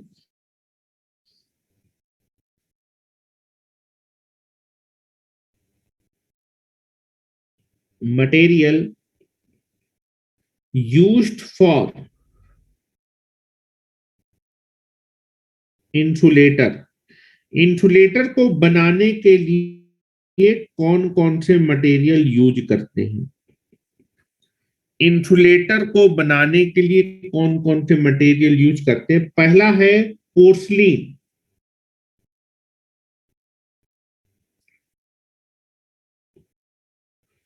porcelain या फिर इसी को सिरेमिक भी बोलते हैं, that is also known as a ceramic.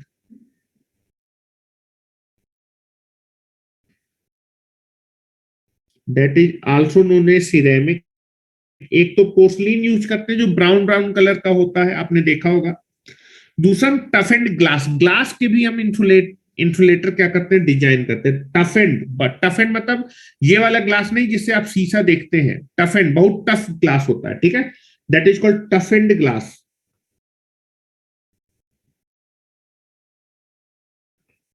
टफेंड glass.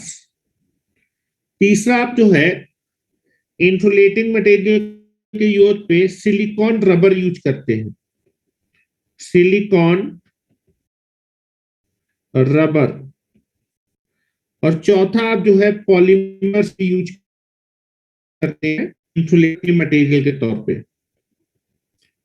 Polymer.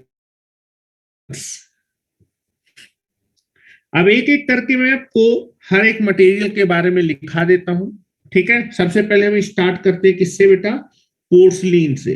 Porcelain या फिर जिसको हम सिरेमिक बोलते हैं। जनरली ये चार ही मटेरियल यूज करते हैं इंसुलेटर को बनाने के लिए। दीज फोर मटेरियल्स में से एक मटेरियल हम जनरली यूज करते हैं। किसकी क्या प्रॉपर्टी होती है, कितनी आपकी डाइलेक्ट्रिक स्ट्रेंथ होती है, कितनी आपकी, दैट इज आपका कौन कौन से कंपोजिशन से मिलकर बनता है, ठीक है। तो लिखिए जरा, ये जो इंसुलेटर को बनाने के लिए मटेरियल यूज करें इनकी प्रॉपर्टी। तो नेक्स्ट हेडिंग डालिए प्रॉपर्टी ऑफ इंसुलेटिंग। ये जो इंसुलेटिंग मटेरियल है इनकी प्रॉपर्टी लिखा रहा हूं, इंडिविजुअल। हेडिंग डालें प्रॉपर्टीज ऑफ इंसुलेटिंग मटेरियल। हर एक इंसुलेटिंग मटेरियल हम बात करते हैं पोर्सलिन की। पहले हम स्टार्ट करें किससे, पोर्सलिन। पोर्सलिन या फिर आपका सिरेमिक।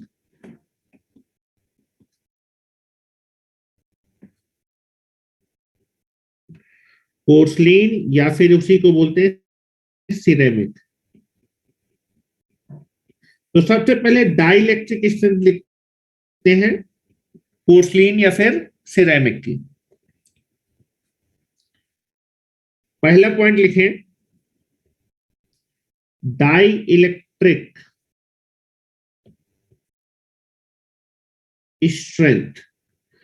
पोर्सलिन की जो डाई इलेक्ट्रिक स्ट्रेंथ होती है 6.4 किलो वोल्ट पर मिलीमीटर, ठीक है। 6.4 किलो वोल्ट पर मिनट। 1 मिलीमीटर में अगर कितना वोल्टेज अप्लाई कर दे, 6.4 किलो वोल्ट अप्लाई कर दे, उतने वोल्टेज तक आपका पोर्सलिन क्या होगा, डैमेज नहीं होगा। 6.4 के लिए 1 मिलीमीटर के गैप में, हेलो, 1 मिलीमीटर का गैप होना चाहिए, 1 मिली, और इस 1 मिलीमीटर के बीच में कितना वोल्टेज अप्लाई कर दे, 6.4, तब तक किलो वोल्ट का वोल्टेज अप्लाई करने पोर्सलिन डैमेज। अगर इससे ज्यादा वोल्टेज अप्लाई कर देंगे तो आपका पोर्सलिन क्या हो जाएगा, डैमेज। ये इसकी हाईएस्ट डाइलेक्ट्रिक स्ट्रेंथ। और ये बेटा आरएमएस वैल्यू लिखी है मैंने, आरएमएस वैल्यू कौन सी वैल्यू लिखी है, आरएमएस वैल्यू। डाइलेक्ट्रिक स्ट्रेंथ की कौन सी वैल्यू है, आरएमएस वैल्यू, याद रखिएगा, आरएमएस वैल्यू है। कौन सी वैल्यू है, आरएमएस वैल्यू। दूसरा, पोर्सलिन किन किन चीजों से मिलकर बनता है। Porcelain is the combination of silica, silica आपका उसमें मिलाते हैं, फेड स्पार मिलाते हैं, फेड स्पार, और क्ले, क्ले मींस मिट्टी। तो मैं पोर्सलिन का कंपोजिशन लिख देता हूं। पोर्सलिन, पोर्सलिन का जो कंपोजिशन होता है, porcelain is nothing but the combination of silica, silica plus feldspar, feldspar plus clay, clay means होता है मिट्टी, ठीक है। तो पोर्सलिन को बनाने के लिए, फिर सिरेमिक को बनाने के लिए 50% आप क्या करते हैं, 50% क्ले मिलाते हैं। जो क्ले मिट्टी का कंपोजिशन होता है, मिट्टी का परसेंटेज होता है 50%, फेड स्पार का कंपोजिशन होता है 30%, फेड स्पार। और बेटा सिलिका का जो कंपोजिशन होता है 20%, 20% उसमें सिलिका होता है, फेड स्पार 30% होता है, क्ले मींस मिट्टी, मिट्टी आपका होता है 50%। अगर मैं इन तीनों चीजों को मिला दूंगा और मिलाने के बाद इनको मैं गर्म कर दूंगा तो दैट इज नथिंग बट, ये फिर मिलाने के बाद आपका क्या बन जाएगा, इन तीनों को दैट इज क्ले, फेडिस्पार और सिलिका को दैट इज 20, 30 और 50% के रेशियो मिला देंगे तो क्या बन जाएगा? पोर्सलिन। या फिर एक और कंपोजिशन होता है, पोर्सलिन को बनाने का एक और तरीका होता है,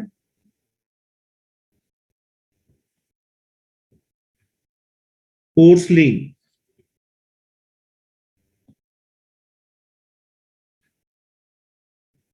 that is kaolin.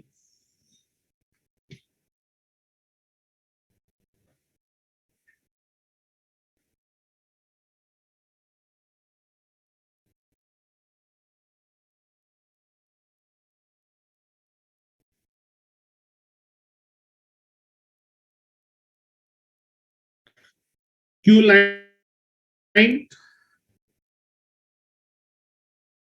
Kaolin plus फेडिस्पार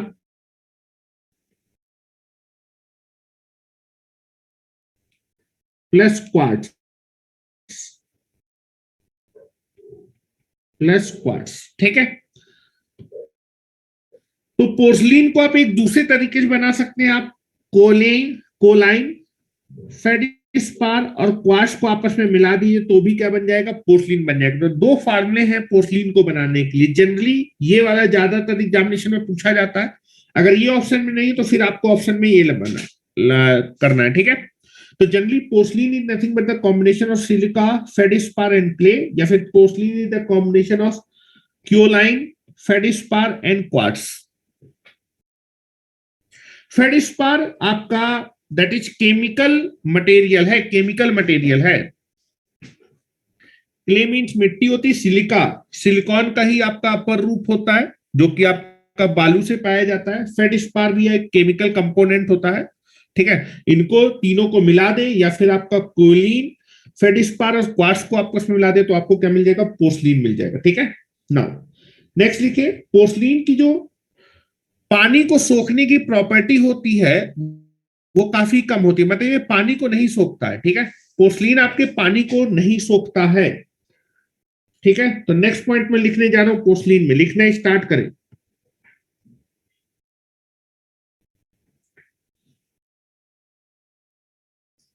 porosity,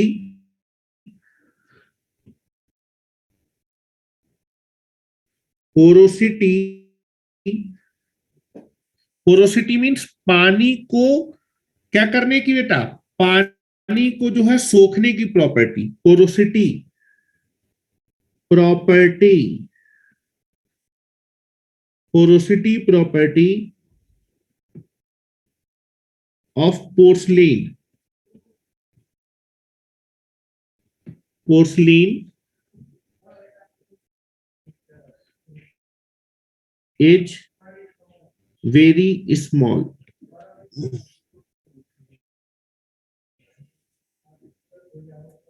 porcelain property,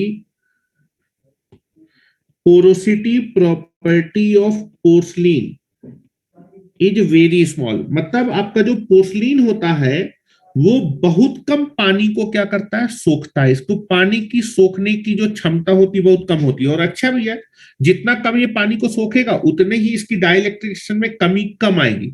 जितना ज्यादा पानी सोख लेगा उतना ही इसकी डाइलेक्ट्रिकेशन कम हो जाएगी और ये क्या हो जाएगा? इसके ब्रेकडाउन होने के चांस क्या हो जाएंगे? कम हो जाएंगे। तो जो भी डाइलेक्ट्रिक मटेरियल आपके कम पानी को सोखेगा वो ज्यादा वोल्टेज तक विदस्टैंड कर पाएगा क्योंकि उसकी डाइलेक्ट्रिकेशन में कमी बहुत कम आएगी। ठीक है, नेक्स्ट। अच्छा ये बताइए, जब पोर्सलिन बनता है, जब पोर्सलिन बनता है तब वो किस कलर का होता है? जब हम पोर्सलिन को बनाते हैं आप देखेंगे सिलिका, फेडिस्पार एंड क्ले, इन तीनों को मिला देंगे तो पोर्सलिन बनेगा। जब इन तीनों को मिलाते हैं तो पोर्सलिन जो बनता है वो किस कलर का होता है? What is the colour of the porcelain?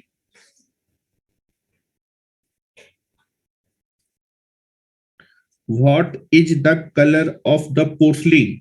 बताएंगे क्या? जब स्टार्टिंग में पोर्सलिन को बनाते हैं तो व्हाइट कलर का होता है। हेलो, व्हाइट कलर का होता है।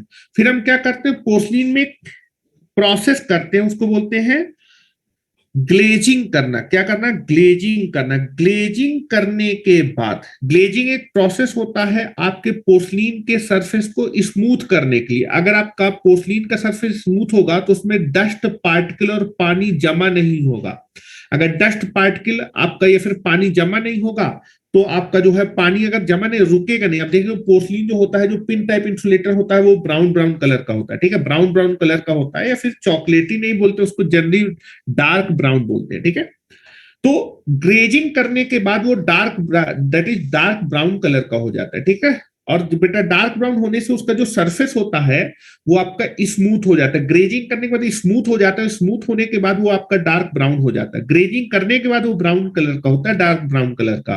और ग्रेजिंग इसलिए करते हैं कि उसके जितना स्मूथ सरफेस होगा उतना ही उसमें डस्ट पार्टिकल के जमा होने का चांस क्या होगा, कम होगा, और पानी के रुकने का चांस भी कम होगा। पानी कम रुकेगा तो उसको सोखेगा भी कम, ठीक है। तो मैं लिख रहा हूं, आपको अगर क्वेश्चन पेपर में एग्जामिनेशन में पूछा जाए कि पोर्सलीन का कलर बताओ, तो पोर्सलीन का कलर हमेशा आप डार्क ब्राउन लगाएंगे, ठीक है, व्हाइट मत लगाइएगा, ठीक है। कई सारी बुकों में व्हाइट दिया है, व्हाइट नहीं लगाना है। जब पोर्सलीन बनता है तब व्हाइट होता है, ग्रेजिंग प्रोसेस करने के बाद सरफेस स्मूथ हो जाता है, फिर वो डार्क ब्राउन हो जाता है। तो एग्जामिनेशन पॉइंट ऑफ आपको डार्क ब्राउन ही लगा के आना है। तो मैं लिख रहा हूं बेटा, नोट करके लिखे, नोट करके लिखे, नोट करके लिखे, बिफोर द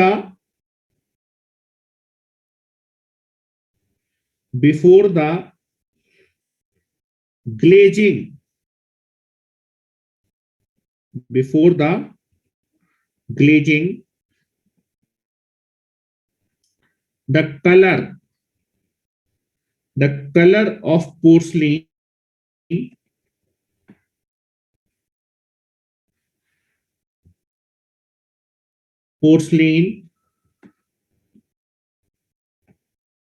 पोर्सलीन, यहां भी सही स्पेलिंग कर लीजिए इसकी।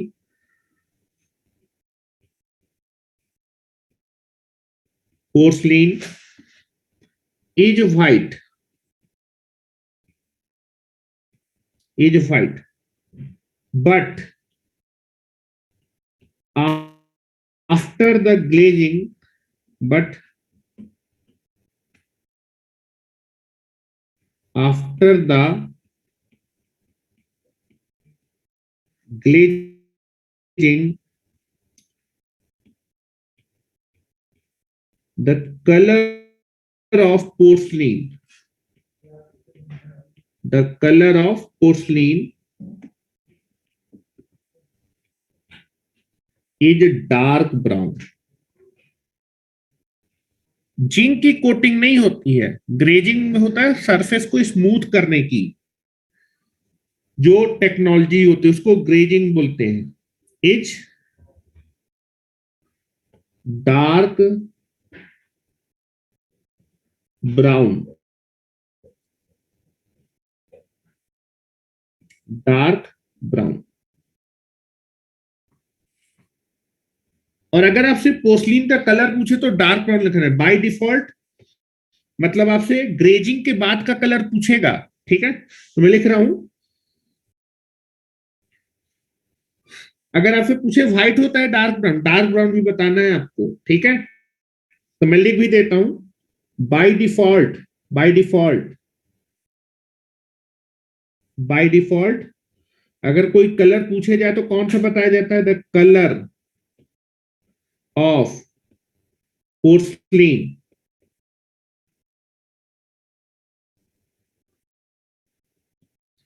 Is dark brown.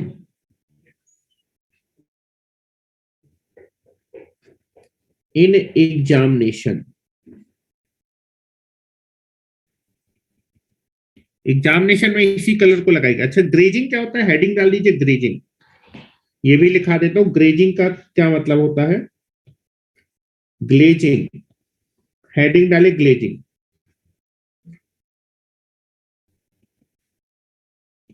Glazing is done, glazing is done in order to provide, glazing is done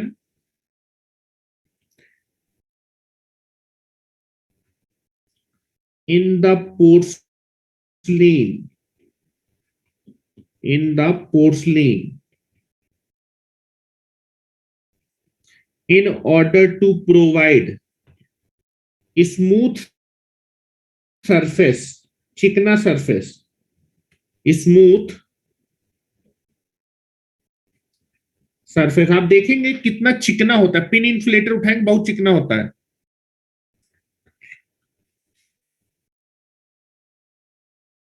अच्छा, ब्राउन लिखना है तो मैं ड्राउन लिख दिया, ठीक है, बी कर लो भाई, बोलता तो जा रहा हूं मैं, ठीक है। Smooth surface glazing is done in the porcelain in order to provide smooth surface so that so that the dust particle, the dust particle, dust particle and water, क्योंकि वाटर अगर रुकेगा नहीं तो उसको सोख भी नहीं, water does not, water does not make its surface rough and wet, rough and wet, ठीक है। आप देखेंगे कि ग्रेजिंग करने से सरफेस स्मूथ हो जाएगा, स्मूथ हो जाएगा तो डस्ट पार्टिकल जमा नहीं होंगे, डस्ट पार्टिकल जमा नहीं होंगे तो वाटर उसको गीला ही नहीं कर पाएगा क्योंकि तुरंत फिसल जाएगा। अगर डस्ट पार्टिकल जमा हो गए तो वाटर वहां पर जमा होने लगेगा, वाटर जमा होगा तो धीमे धीमे पोर्सलिन उस वाटर को सोखने लगेगा, सोखने लगेगा तो उसकी डाइलेक्ट्रिकेशन कम हो जाएगी, उसके डैमेज होने का खतरा ज्यादा हो, इसलिए ग्रेजिंग करते हैं। ग्रेजिंग करने के बाद उसका कलर कैसा होता है, डार्क ब्राउन होता है, ठीक है। तो बेटा आज के लिए इतना ही रखते हैं। नेक्स्ट जो है, नेक्स्ट हमारे जो है आपका पोर्सलिन कंप्लीट हो गया है। नेक्स्ट हम लोग टफ एंड ग्लास कल स्टार्ट करेंगे और कल मैं आपको डिफरेंट डिफरेंट टाइप के इंसुलेटर के ओवरव्यू भी दे दूंगा, ठीक है। बाद में हम लोग उसको काफी डिटेल में डिस्कस करेंगे, ठीक है, कौन सा इंसुलेटर कहाँ यूज करते हैं। और पिन इंसुलेटर मेरे ख्याल से हम लोग स्टार्ट करें, कल मॉर्निंग में क्लास लूंगा, कल आपकी जो क्लास में लूंगा वो मॉर्निंग में लूंगा, ठीक है, मॉर्निंग में 7 बजे से, ठीक है, मैसेज आए चाहे ना आए 7 बजे से क्लास लूंगा, ठीक है, तो याद रखिएगा।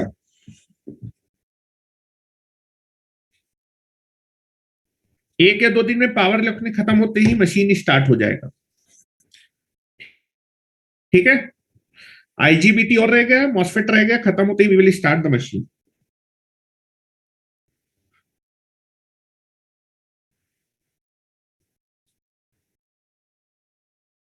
ठीक है, कोई बात नहीं, बायोलॉजी रहती तो आप कर लीजिएगा मॉर्निंग में, जो है मैं अब लेक्चर अपलोड करवा दूंगा सुबह का, कल का, ठीक है, परेशान न हो, कल का लेक्चर अपलोड हो जाएगा तुरंत।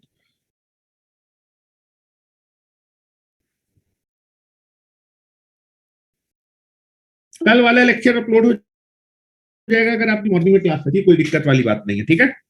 चलिए आज के लिए इतना ही रखते हैं, thank you very much and stay connected with the engineers.